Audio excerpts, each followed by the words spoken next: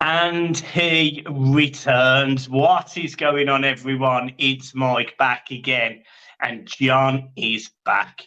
A 10-day hiatus away from the channel, and he has returned. A little glow, smiling, enthusiastic, driven, and determined to be the best co-host there has ever been. John? I was that before I went away. Let's not push the boat, John. Let's not push the boat. Let's talk about Everton Football Club. Look, there's a lot going on.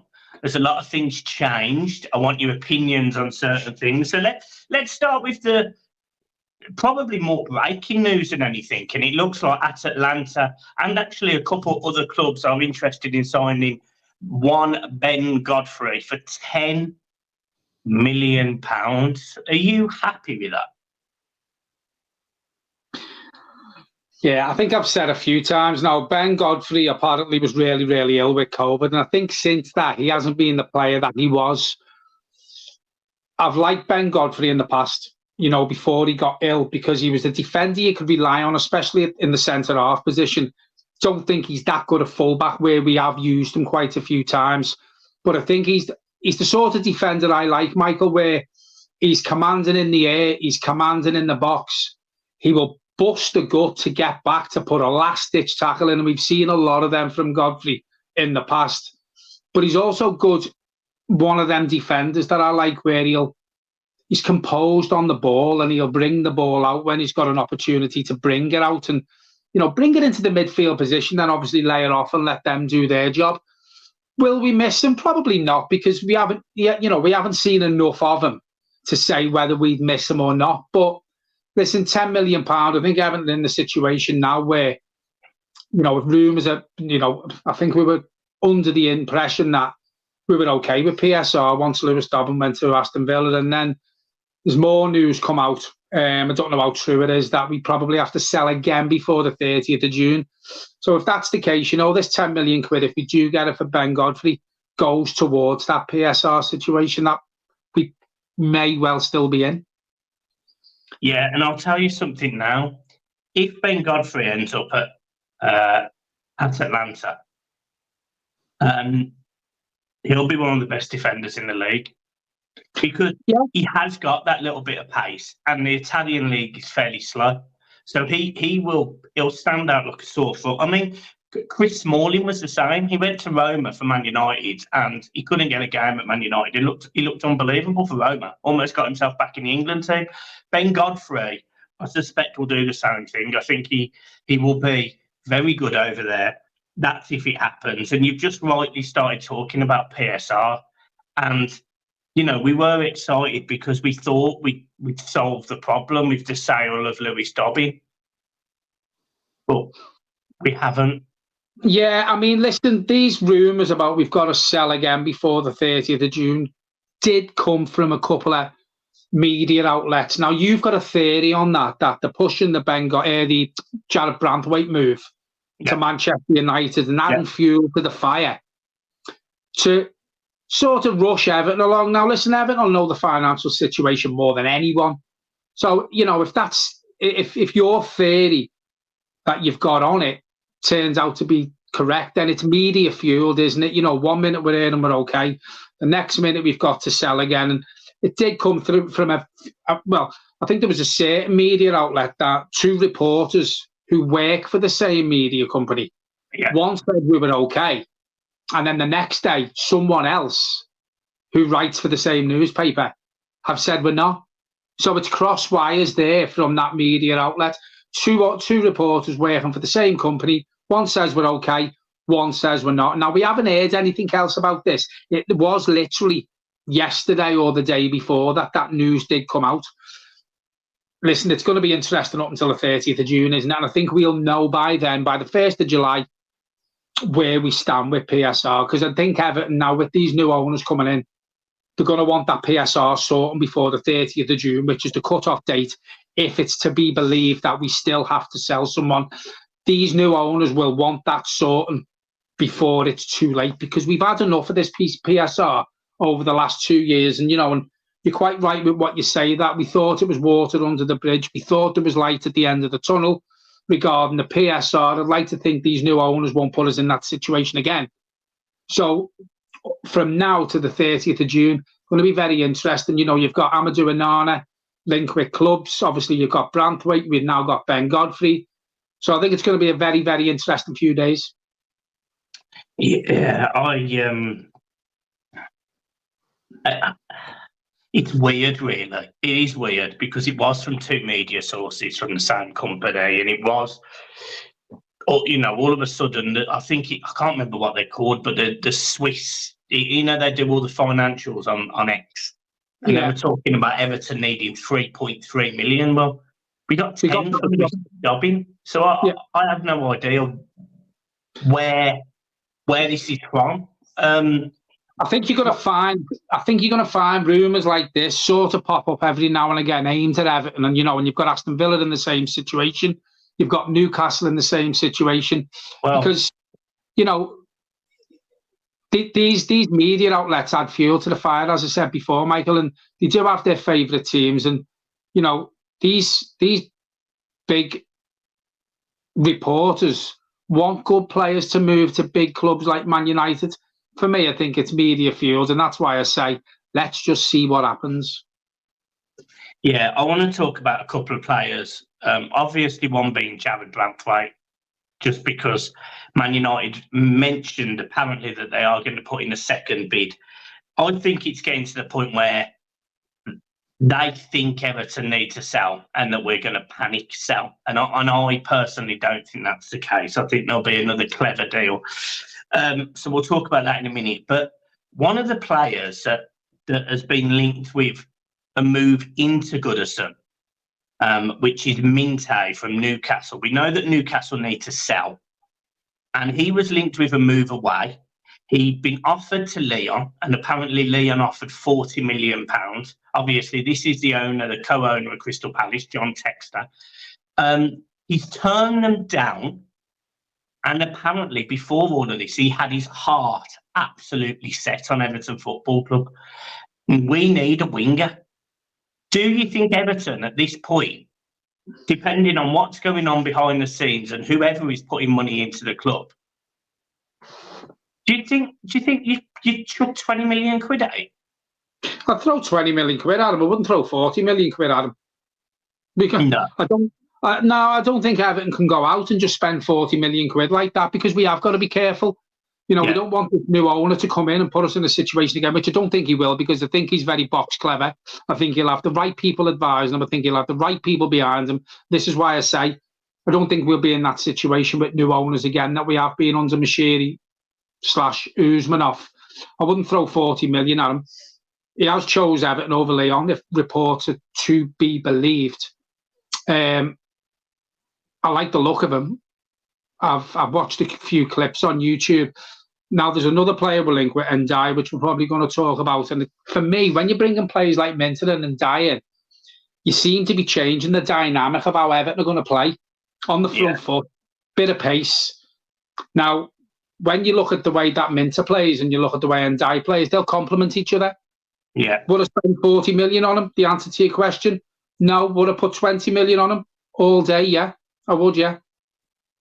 The thing is, the bit that I find interesting, and me and you discuss this, is the players that Everton are linked with, they don't feel particularly like Sean Dyche players. So then I have this other concern and this slight worry that Kevin Furwell's sort of buying players that he wants. And I think Dan Juma kind of epitomised that. He goes and gets these players in, but it's how Dyche utilises them, and that's the bit that worries me. Yeah, I mean, I think if you're correct, sorry, I know I keep looking down. My legs are falling apart with peeling. I think Sean Dyche has got to learn how to play a different way if we get the players we're linked with. Yeah. Now, for me, I think a director of football has more say on the final outcome of players who come into a football club than a manager. I do think they talk about it, but I do think the director of football has more of a say, in my opinion. Now, these players that we're linked with, Ndiaye, for example, Kevin Thelwell's liked him for a long, long time, and obviously we haven't had the funds to get him in. I know Everton did offer a loan deal initially for him, which was turned down. That's why the move is turning into a permanent deal now. Sean Dyche is going to have to change the way we play if we've got players with pace, because we're not blessed with pace at the minute before these players come in. We've seen that, it was slow build-up. We did try to get behind the opposition's defence, but it was slow. These players that are coming in are going to complement each other, and we'll be more direct. We'll hit teams on the break. We'll hit them with pace. But we've also been linked with Ndidi as well, who can do the mopping up behind.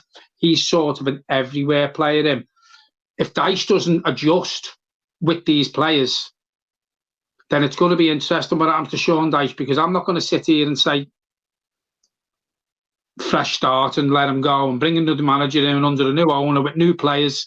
Because Sean Dyche, for me, I did have humble pie. I ate it when I said last season, he deserved a medal for what he'd done. Do I see him being able to change the way he sets teams up and the way he plays? I don't know. I'm struggling to see that from a Sean Dyche. I think it's really difficult, to be honest, because I can't work out what's going on behind the scenes. I can't work out where this £20 million for Ndiaye's come from. I can't work out. I just don't understand how a club that has been on, by all accounts, the absolute breadline, having 30-40 million pounds to keep the lights on, etc., how all of a sudden they can go and spend £30 million on players, albeit this £10 million is, against Dobbin and Timur Brewer. But just, clearly this Dan Friedkin guy is putting probably more than's been suggested. He's paid off this MSP loan. He's paid off 40 million quid towards the running of the club. It sounds to me like this deal's pretty much done. By the way, people that may not look on Twitter, Dan Friedkin over the last 2 days has been in Liverpool, in the Everton offices, going around Bramley more. He has been and seen the site. He knows what it is now that Everton and he's getting involved with. It's quite an exciting time for Everton. But I think the big thing for me and my little concern that I have is it's if this deal goes through before the season, and it's then things like, we're having to sell before the end of this month, and none of us know who it is. It could be we've been linked with selling Calvert-Lewin, we've been linked with selling Onana, we've been linked with selling Bramley, we've been linked with selling Ben Godfrey. All of these players, one of them is going to go on the cheap, in my opinion, and that does hurt me a little bit, because it kind of feels like we're being robbed. They only go on the cheap if the rumours are to be believed that we still need to sell before the 30th of June. That, and if we don't bring enough money in before the 30th of June, and obviously we might get 10 million quid for Ben Godfrey. Listen, we don't know how much we've got to bring in now to satisfy PSR regulations, because the rumours are just up in the air. If no one goes before the 30th of June, then I think it's pretty safe to say that we're okay. We're okay, because as I said before, Dan Friedkin's not going to come in and put this much money into a club that still has PSR regulations hanging over them. No. Going back to what you were saying then, where's the money coming from? I don't think we'll see any more cash deals done, confirmed, before the 1st of July anyway. And I think we can't spend money after the 30th of June. So if it is his money that's going in, all he'll have to do is hold off payment until the 1st of July.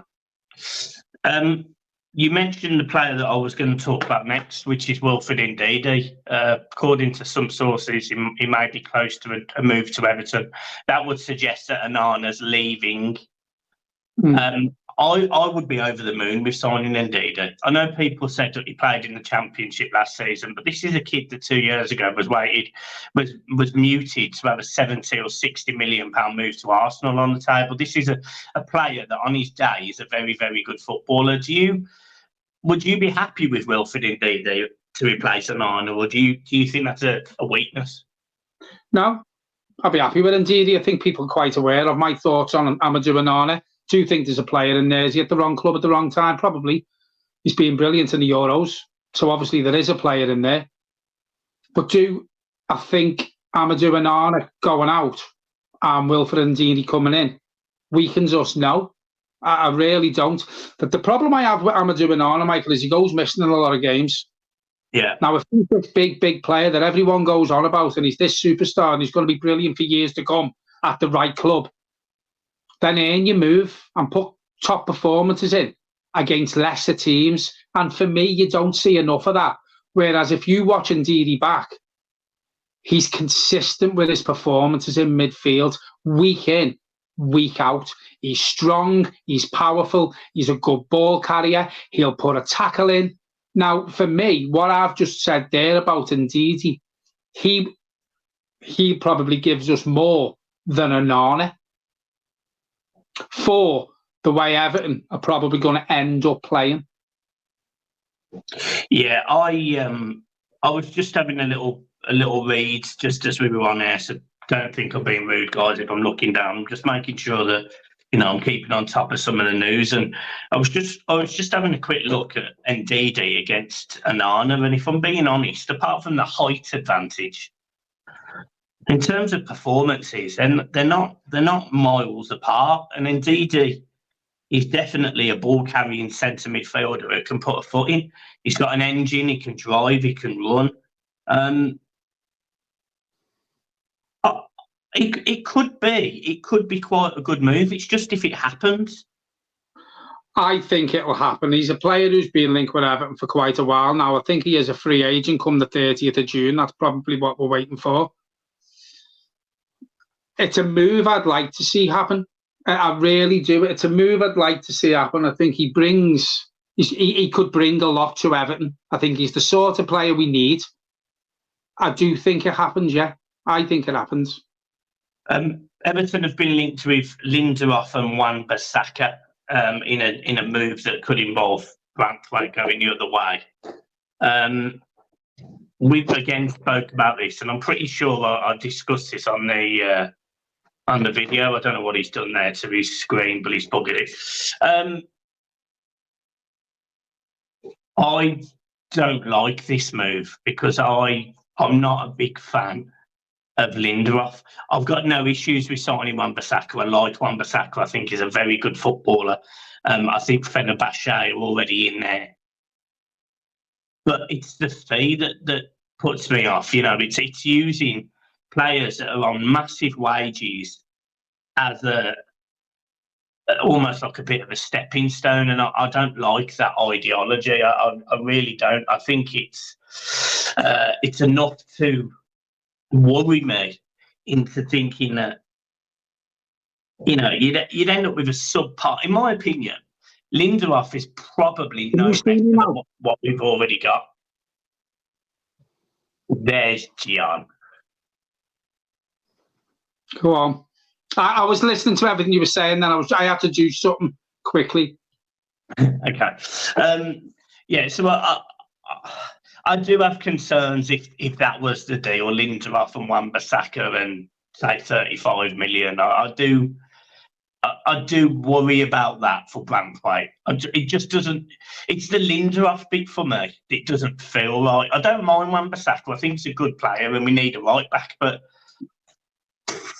it's the centre half that worries me. Well, we spoke about this on the phone, and I think when you look at Lindelof coming in and Branthwaite going the other way, Branthwaite is miles better than Lindelof. So again, that part of the deal, if that was involved with it, I think it does weaken us in the centre half position, bringing Lindelof in and Branthwaite going on to Wan-Bissaka. I did say to you, look, Seamus Coleman's been fantastic for Everton Football Club. Does he play every week next season? No. Does Wan-Bissaka come to Everton and right in? Yeah. I think he's a good right back, Wan-Bissaka, and in my opinion, I don't want to blow smoke too early because I think he's the sort of player, Wan-Bissaka, who a lot of people will have different opinions on him. But in my opinion, I do think Wan-Bissaka would be the best right back at Everton Football Club. He would. I mean, he's a fantastic tackler. They call him the Spider because he always manages to get the ball with it, you know, from slide tackling, etc. He does do it for me as well, and he's good going up and down. He can put a tackle in. He's good on the overlap. We've seen that. He will bring on the overlap what Seamus Coleman used to do, and unfortunately he can't do that as often now. Whereas Wan-Bissaka's younger, it seems more athletic, doesn't have many injuries. So for me, if we could get Wan-Bissaka as part of that deal with a lot of money, or just Wan-Bissaka and no other part of the deal, I'd have no problem with that. Yeah. How excited are you for the season? Do you know what? I was thinking about this today, and I feel positive. I'm not saying we're going to challenge for Europe. I'm not going to say we're going to win a cup. I'm nothing like that. I'm not that too far ahead of myself. But what I like is the players we're being linked with excite me. I don't know much about the lad from Villa. I will be honest with you. We've been linked with Ndai, which for me, that excites me the most. Well, he's signing tomorrow, apparently. Yeah, so that excites me. But we're doing our business early. You know, we are linked with other players as well who can come in and change the dynamic of the team and change the way we play. And they're exciting players that we're linked with at the minute. They are exciting players. They'll give the crowd a lift. And it's good as players to see new faces come in, but also be there first day of pre-season, give them a full pre-season. Jack Harrison's come back. A bit underwhelmed about that. I wouldn't have been bothered if he come back or not. But it's good to get a full pre-season, get these deals done early, and then hopefully when Dan Friedkin does come in, we can push on with even more deals, because we're going to lose quite a few players. We've lost players who were out of contract. Looks like Onana's going to go. It looks like Branthwaite's going to go. Calvert-Lewin's being linked with a move away. So we're getting our business done early. Yeah, we need centre-forward, probably 2 to come in. We do need a right-back. We know that. If we lose Onana, we're going to need a midfielder. But the players we've brought in, for me, improve us. So I'm excited more this pre-season, let's just say, than what I was last pre-season. Yeah. Last question. I want to ask you this last question.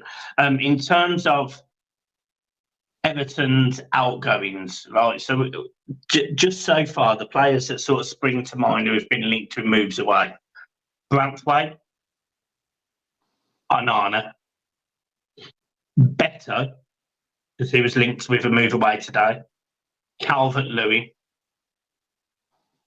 Out of the 4 of those players, who would you miss the most? Branthwaite, 1,000,000%. Yeah. How much would you miss Calvert-Lewin? Do you know what, Michael?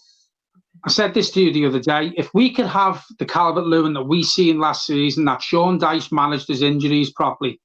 And listen, he doesn't score bags of goals. I think you gave me a stat the other day of his goals in 8 years for Everton. But he was fitter last year, and he did put better performances in, and he did miss chances. If he could work on his one-on-ones, but he could keep the fitness levels up consistently week on week, season on season, I think he's a miss. But he's replaceable. Yeah. He is replaceable, Calvert-Lewin. For me, I can't remember the stat you give me. Was it something like 54 goals in 8 years or something like that? Yeah, it's 54 goals in 8 years, give or take, yeah. For me, that's not enough for a centre-forward. Now, we can't rely on someone with stats like that to push the club forward. So I'd have no problem if we get the right offer. Listen, I don't think Calvert-Lewin goes for much more than 35 million at a push. He's in the last year of his contract. He's had a contract on the table since Christmas. I don't think Sean Dyche should be too fussed if Calvert-Lewin decided not to sign that contract and move on. I actually can't believe he's been linked with moves away for 30-odd million, because I don't think he's worth that. No, in today's market, Michael, footballers go for stupid prices. Do Everton get the 35 million for him? Probably not. Do Everton get the money they want for Branthwaite? Probably not. Because we know what Everton are like, as you said earlier on. Someone will put a bid in, we'll knock it back. They possibly put another bid in, we knock it back, then Everton starts shitting the pants then. So, he was linked with Newcastle. apparently the terms that were offered to Everton weren't enough, and Newcastle weren't happy with what Everton wanted. I don't think he goes to Newcastle now. Where does he go? I seen a link to Man United the other day. Would you? Beto, go on. What's your thoughts on Beto as in leaving? I'll say what I always say. He's one of them players, wherever he wants to go, I'll drive him there in my taxi for nothing. Beto's the one that I find a little bit unfortunate because he clearly loves playing for Everton and he loves the club. He just isn't good enough. Not good enough. You know, going back to what I said before about Calvert-Lewin and his stats, he's not a centre-forward who's going to take the club forward. Do I look at Beto and think he's going to take the club forward?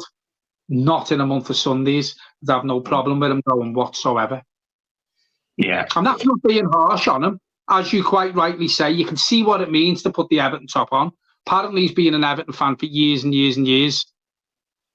But we need to stop this sentiment of keeping playing because they're Everton fans and being nice and giving them contracts. Ashley Young, for me, is a perfect example of that. We need to change the dynamic of the club. We need to change how the club's run. We need to change how deals are done. And we need to stop being too sentimental to players. Once their shelf life expires and once they're not good enough to push us on, then thanks for your service, but there's the door. Yeah. Last player. More pay. Well, he's back at Everton, isn't he? Yeah. Yeah, I mean, again, I don't think he's a player that pushes us on. I think Brentford suited his style, the way he plays. But again, even towards the end of the season, he wasn't getting many games for Brentford, was he? I think he's a bit of a hothead. Listen, Neil Maupay is one of them players where he'll give us all. He does try.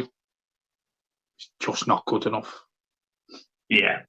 Okay, guys, we will leave it there unless there's any absolutely outstanding breaking news between this video being put out and everything else. Make sure you hit the like and subscribe button. John is back and it's good to see him. We've missed his ugly face.